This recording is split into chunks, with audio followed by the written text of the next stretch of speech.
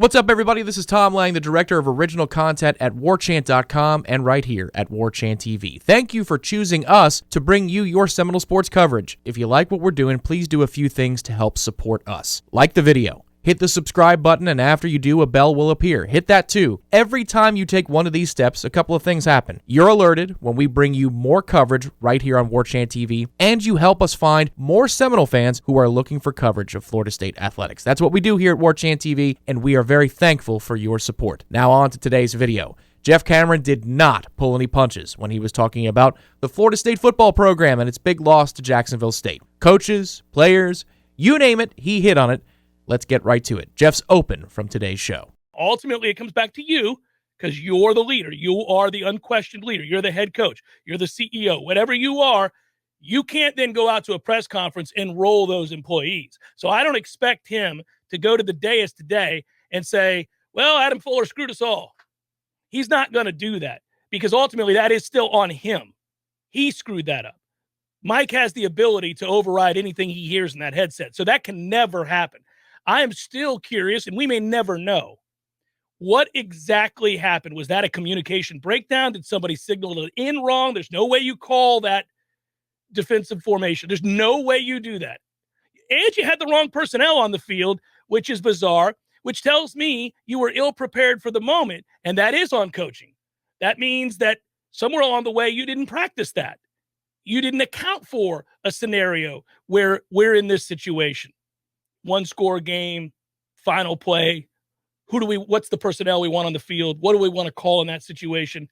Look, you can tell me they had a timeout and you're worried they're going to get into field goal range, but it really doesn't add up because he's going to have to throw the ball with their own 41, so you get across the 50. They have a freshman kicker, by the way, who's only made, 2 extra points in his career or a field goal, whatever it was. Yeah, a career long of 46 is what the broadcast said. Okay, so here you go. You got a freshman kicker on the road. Let's just say there's 6 seconds, right? So you got to throw the ball a minimum of 20, 30 yards.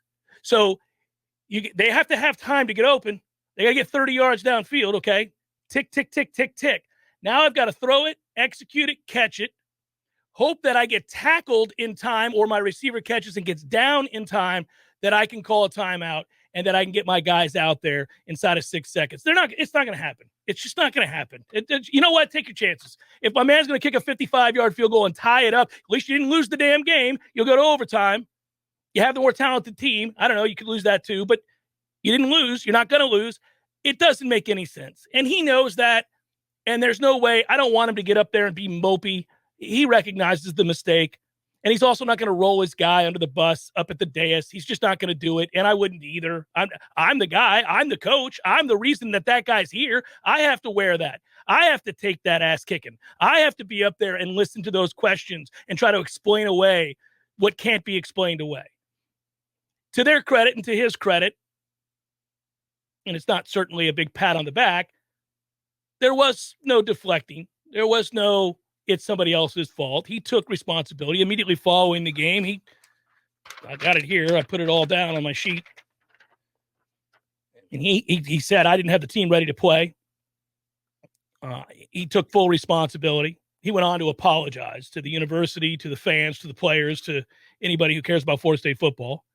He rightfully pointed out that he admitted to you their offensive game plan was ass when he says that they couldn't sustain drives, that they were constantly in long yardage situations because they're undisciplined and they commit a lot of penalties and they're constantly behind the chains. He basically admitted that. He talked about reevaluating personnel. Well, that's what you do when you're not playing well, when guys are making repeated mistakes. By the way, my opinion, I don't know this as a fact, my opinion is when he's talking about reevaluating personnel on the offensive end to avoid penalties, he's talking about Dante Lucas. That's who he's talking about. Have we seen enough of that kid? Then he goes through, and it is a very soul-searching press conference. I think that Andrea Adelson's words pierced his soul when she said, Florida State's never lost to an FCS school. What did you say to the team afterwards, and how do you recover from this and move forward? He closed his eyes. He had a moment because he realizes I just presided over the worst loss in Florida State history. I just made my job exceedingly difficult for no reason other than hubris. Other than I didn't think it was possible to lose to this team. So I wanted to experiment and try some things out and put guys in certain situations to see how they responded, to put things on tape for Wake Forest to have to prepare for. Never in a million years did I think that approach could actually lead to a loss. And frankly, he probably should have got away with it. Maybe this is the ending Florida State deserved on Saturday night for the disrespect they showed the opponent. But you know what? I didn't think they could lose either. I didn't think it possible. That's a team that just got blown out the week before by UAB, who probably got blown the hell out by Georgia. But nonetheless, didn't certainly look like a team that would be able to move the ball enough to win a football game against you, no matter what you did. But what you do know, and what is imperative for the coaches to know, is my team mature enough to handle it? Are they good enough and mature enough to handle some of the things I want to try to do on Saturday night and still go win the damn ball game? Go win the game. Now, a lot of coaches in that situation would have done something similar in terms of trying different formations, trying different kids in different spots, knowing that we have the vastly superior personnel. Let's just go ahead and try some things here. But you know what you got to do? You got to know that you can win the game first. You got to know that your team's mature enough and good enough to go get the win. You go get the win, then you mess around and try things out. Get up 17, get up 24 points, and start fooling around with some things, experimenting with some things. Once you've already stepped on the neck and you've left somebody devoid of any hope whatsoever moving forward. That's the thing about underdogs, right? I've said on this show before over the years, for many years now, that when you're playing a team that you're heavily favored to beat, and this is in any sport, this is just, again, nature of competition and human nature. If I'm better than you, you may know it deep down. You may know, well, he's bigger and he's stronger and he's faster and he's more skilled. This is a problem. We've all faced that, right? We've all faced somebody who we know is just too big, too strong, too fast.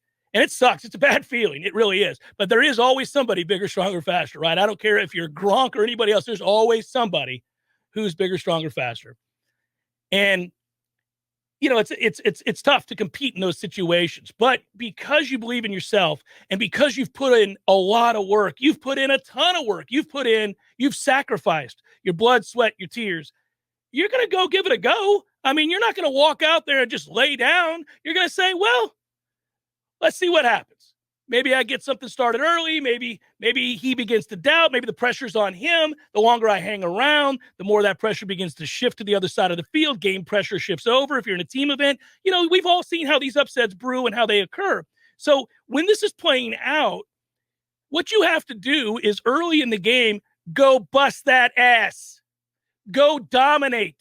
You're the bigger, stronger, faster team. Go dominate. I don't care if it's boring. Sledgehammer them, line up and run the ball, get your lead. Now begin to kind of work in some other elements that you want to put on tape for Wake Forest or anybody else for that matter, or see for yourself how guys respond situationally. But go assert yourself and leave little doubt that this game is over. You were never going to compete. You knew it deep down, but you're a competitor, so you showed up. But here, I've proven to you, your worst fear is true. This is over. And then you have that opportunity. They never did it. They never really could. They were always behind the chains. They were always making stupid decisions and mistakes, self-inflicted errors, those kinds of things. One penalty after the other. Drop passes. I mean, you got a walk-in touchdown. Catch the ball. So this is the worst case scenario for a guy who has put in so much work and built up so much goodwill to undo it in one fell swoop on a fateful Saturday night against an overwhelmingly outmatched team. That path to winning, the path to winning over the fans again, the path to ensuring that culture stays intact within that locker room, the path to making sure that the recruits who have said yes to you because they believe in said message remains intact, that just got that much more difficult to complete. You're now going to be uphill the rest of this year. You've lost every benefit of the doubt imaginable.